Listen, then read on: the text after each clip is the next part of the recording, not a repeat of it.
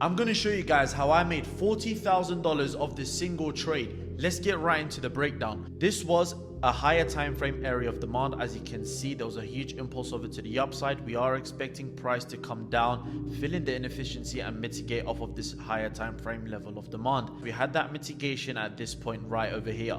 Now that you guys have seen my previous YouTube video, if you haven't already, my last YouTube video is about how to trade the 5-minute strategy. And this is what we use to confirm this trade.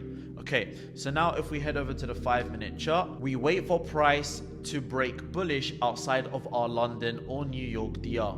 Price doesn't end up breaking bullish or bearish outside the London DR during that day. In fact, it ends up breaking bullish the next day. There we go. Now we head over to the 5-minute time frame, and then this is when London opens. So if I open my kill zone right now, you guys can see London open and it swept the Asian low. As soon as we had a sweep of that Asian low, the London DR range ended up being broken out bullish. What do you guys know when price breaks out bullish from our DR range? That means price is most likely going to continue in that direction for the rest of that session. This means this low should be a strong low and price shouldn't breach it.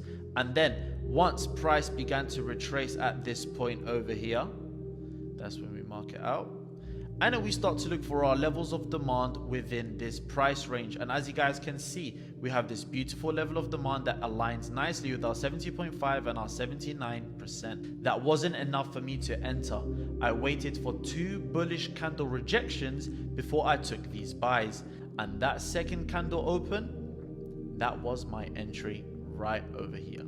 It was slightly above. It was exactly at 7,950. So if I put it exactly where it was, that was my entry, and my stop loss was right at that wick low.